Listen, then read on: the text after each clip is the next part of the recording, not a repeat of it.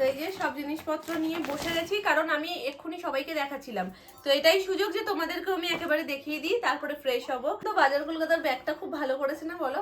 আগের যে যতগুলো ব্যাগ করেছে আমার সব থেকে বেশি ভালো এটাই লাগছে। এটা বাচ্চাদেরকে দেওয়ার জন্য মনে হচ্ছে ঠিক আছে, আবার বড়দের ক্ষেত্রেও ঠিকঠাক। তো প্রথম যখন এই ব্যাগটাই তুলেছি এটাই দেখাই। এই দেখো, এটা আমার বাবা দেবে পুচকুকে, ঋতুর মেয়ের জন্য নিয়েছি এটা। এই যে সামনে একটা ম্যাও পুষি আছে, আর একেবারে প্যান্ট টপের সেট। বেশ মিষ্টি না দেখতে, আর কালারটাও সুন্দর না? বাড়ির সবার তো ভীষণ পছন্দ হয়েছে, অবশ্যই তোমরা কমেন্ট করে বলো যে জিনিসটা কেমন লাগছে।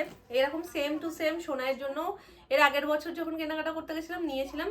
তো এখন এই ড্রেসগুলো ওর এজে হয় আসে কিনা দেখি না, চোখে পড়ে না, বাট আমার এগুলো খুব ভালো লাগে, একসাথে জাম্পস্যুটের মতন, তো বেশ ভালো লাগে দেখতে। তো এই একটা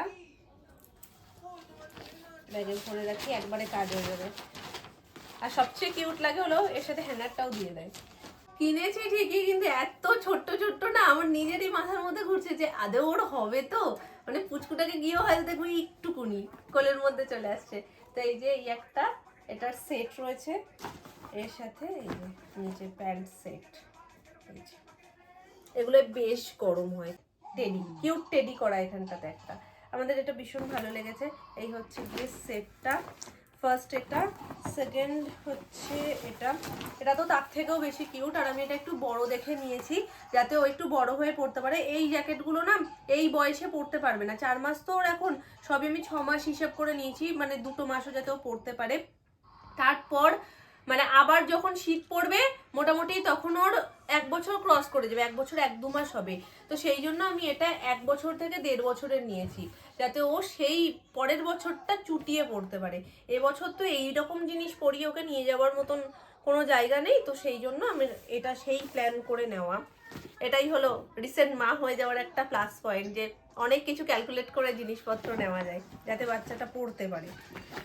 তারপর দেখো প্যান্টুটা শুধু একটু দেখো, মানে ও এখন থেকেই সব পকেট পকেট ব্যাপারটা, মানে আমার বাচ্চাদের না এরকম কিউট কিউট জিনিস নিতে এত ভালো লাগে কি বলবো। তো এই হচ্ছে নিচের প্যান্ট, ওপরে 2টো পকেট, সাইডে 2টো পকেট, আর তার সাথে একটা কিউট সোয়েটার। কি যে নরম এটা, আমি তোমাদেরকে কি বলবো, পুরো এইটুকুর মধ্যে চলে আসবে, এত নরম সোয়েটারটা। তো এইটা এটার সাথে সেট করে নিয়েছি। যে পিঙ্ক প্যান্ট হলে আরেকটু ভালো হতো, বাট পিঙ্ক প্যান্ট আমি পাইনি। তবে এই হলুদ তো যাচ্ছে, খারাপ লাগছে না, আর হলুদটাও বেশি একটু মোটা আছে, সবই তো পিঙ্ক, আর পিঙ্ক এটাই ভালো না। এই যে এটার সাথে পিঙ্ক ম্যাচিং করে, পিঙ্ক বা হোয়াইট ম্যাচিং করে নেওয়ার চেষ্টা করছিলাম, ও ঠিক আছে তাও। আর সব পিঙ্ক পিঙ্ক হয়ে গেলেও ভালো লাগে, সব একদম পিঙ্ক পিঙ্ক মামুনির একদম পছন্দই না পিঙ্ক, ওই জন্য আরো বেশি করে বলছে।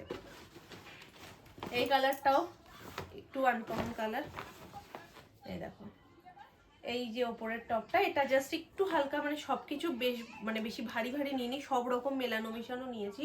তো এই টপটা, এই টপের সাথে সেটের এই ছোট্ট প্যান্টটা এতটাই ছোট্ট যে কি কিউট লাগছে, এই দেখো। আর একটা ঘেউ আছে চশমা পরে, মিষ্টি না দেখতে জিনিসটা, খুব মিষ্টি, আমার খুব পছন্দ হয়েছে। এটার মধ্যেও ঘেউগুলো একদম চশমা পরে বসে রয়েছে।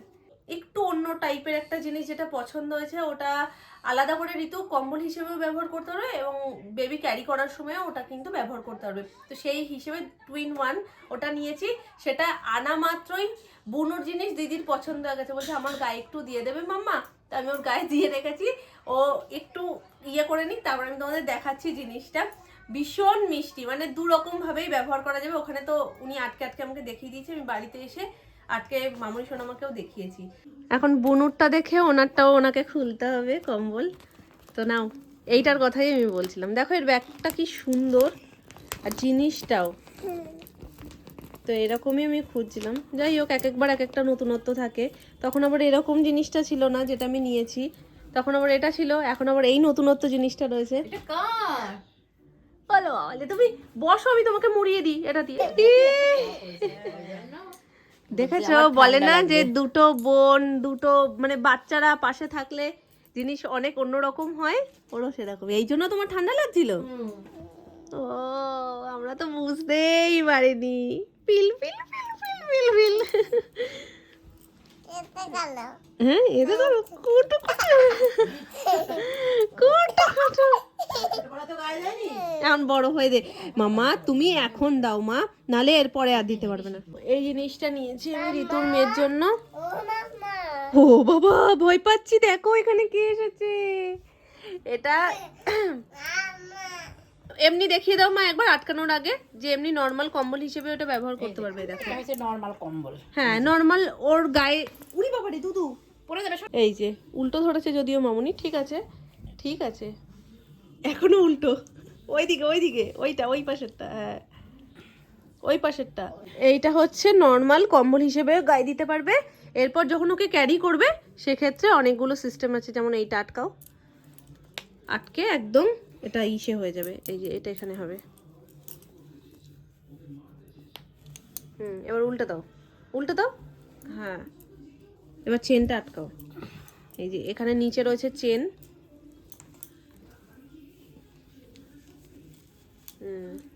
এখান থেকে চেন আটকানো যাবে।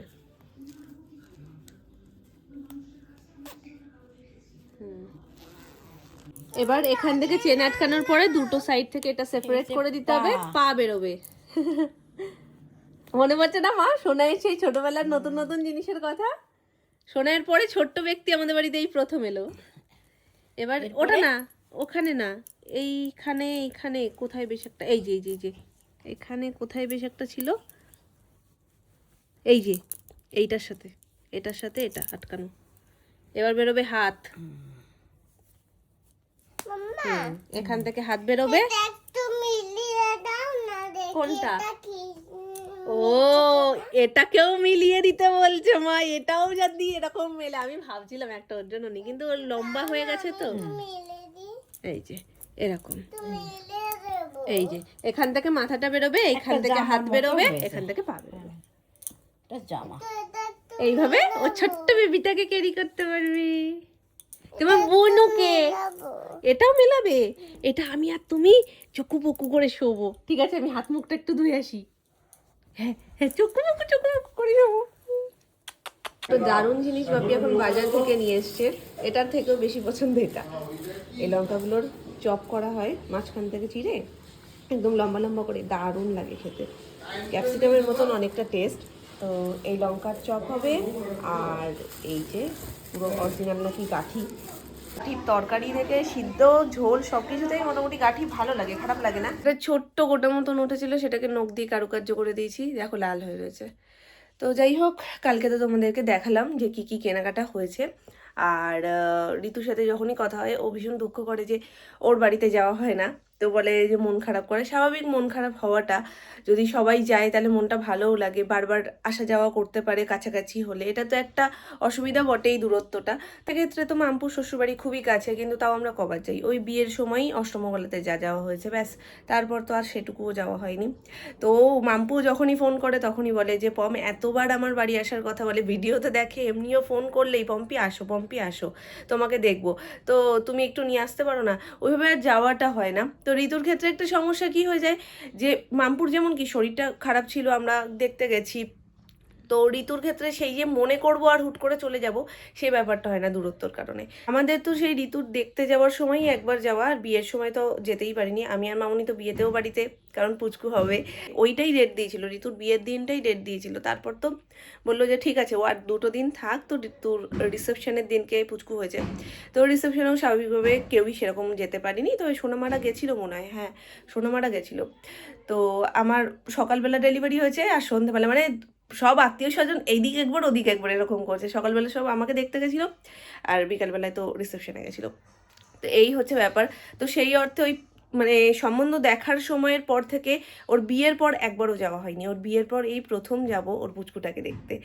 তো সেটার জন্য তো এক্সাইটেড বটেই, কিন্তু পুচকুটাকে দেখার জন্য আরো বেশি বেশি এক্সাইটেড। আমাদের ম্যাচিং বুড়ি রেডি হয়ে গেছে, ম্যাচিং করে বিয়ে বাড়ি যাবে। বিয়ে বাড়ি যাবে তো? হ্যাঁ, কি খাবে জানো বললো?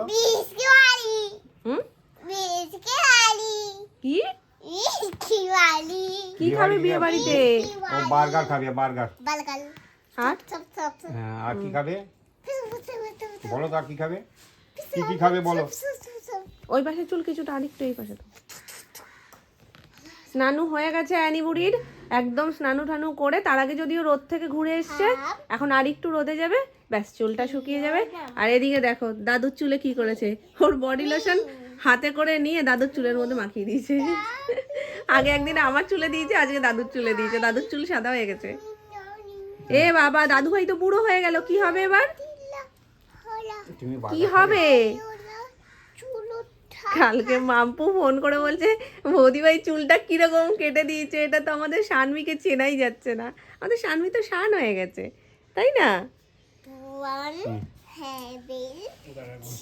এটা কি তোমার মাইক? মাইক? হুম, ওটা তোমার মাইক? ওরে ওরে ওরে ওরে ওরে ওরে ওরে বুড়ি, ওটা তোমার মাইক?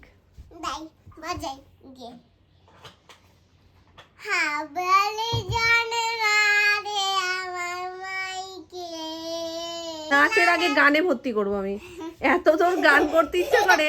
হ্যাঁ কেন, বাড়িতে কি সুরকার কম ছিল যে তুমি আর এক সুরকার তৈরি হয়েছে?